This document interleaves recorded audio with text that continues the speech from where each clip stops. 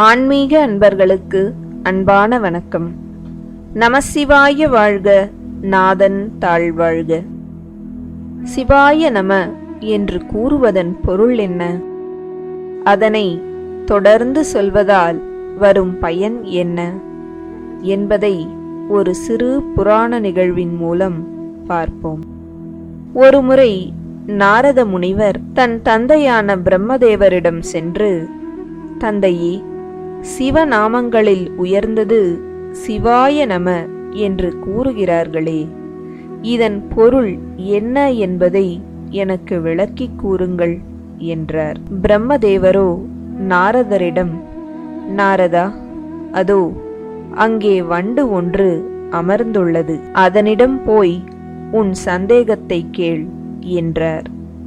நாரதரும் அதன்படியே அந்த வண்டின் அருகில் சென்று தனது சந்தேகத்தை கேட்டார். அதை கேட்டதும் அந்த வண்டு சுருண்டு விழுந்து இறந்தது.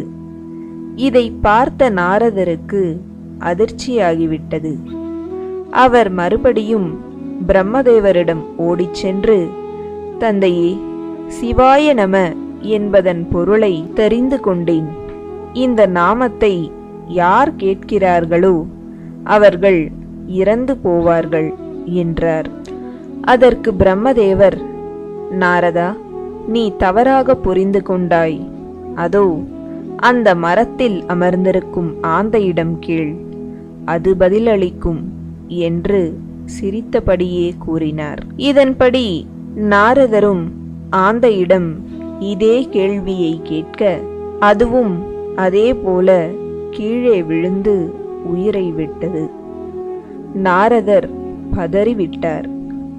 மறுபடியும் பிரம்மதேவரிடம் சென்று, என்ன இது சோதனை என்று கேட்டார். அதற்கு பிரம்மதேவர், நாரதா, இன்னும் ஒரே ஒரு தடவை மட்டும் முயற்சி செய்துவிட்டு நீ கிளம்பலாம் என்றார்.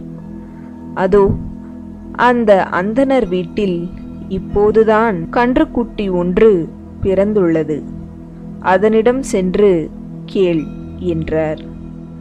தந்தையே, கன்றுக்கு ஏதாவது ஒன்றானால் அந்தணர் என்னை சும்மா விடமாட்டார், வேண்டாம் என்றார். உனக்கு பயம் வேண்டாம் என்று பிரம்மதேவர் தைரியம் கூறி நாரதரை அனுப்பி வைத்தார். நாரதரும் கன்றிடம் இதே கேள்வியை கேட்டார். அப்போது இதை கேட்ட கன்று உயிரை விட்டது. நாரதர் அதிர்ச்சியில் உறைந்து போனார். இவ்வளவு சக்தி வாய்ந்த மந்திரமாயிது? பூச்சிகள், பறவைகள், விலங்குகளின் கதி இப்படி என்றால் இதை கேட்கும் மனிதனின் கதி என்ன ஆகும் என நினைத்தார் நாரதர். அப்போது அங்கு வந்த பிரம்மதேவர் அவரிடம், கன்றும் இறந்து விட்டதா? சரி, பரவாயில்லை. இந்நாட்டு மன்னனுக்கு இப்போது ஒரு குழந்தை பிறந்துள்ளது. அந்த குழந்தையிடம் போய் இதற்கு விளக்கம் கேள் என்றார். இதை கேட்ட நாரதரோ, பிரம்மதேவா, இது என்ன சோதனை? அந்த குழந்தைக்கு எதுவும் ஆபத்து வந்தால் மன்னன் என்னை கொன்றே விடுவான் என்றார் நாரதர். இருந்தாலும் பிரம்மதேவர் விடவில்லை. இதுவரை இறந்தவைக்கு என்னால் எழுதப்பட்ட விதி முடிந்துவிட்டது, அவ்வளவுதான். அதனால் குழந்தையிடம் கேள், பொருள் நிச்சயம் தெரியும் என்றார். இதை கேட்ட நாரதர் கை கால் நடுங்க குழந்தையிடம் சென்று இதை கேட்டார். உடனே அந்த குழந்தை பேசியது. நாரதரே, இந்த மந்திரத்தை கேட்டதால் வண்டாக இருந்த நான் ஆந்தையானேன். அதன்பின் கன்றானேன். இப்போது மனிதனானேன். பிறவியில் உயர்ந்த மானிடப் பிறப்பை இந்த மந்திரம் எனக்கு தந்தது.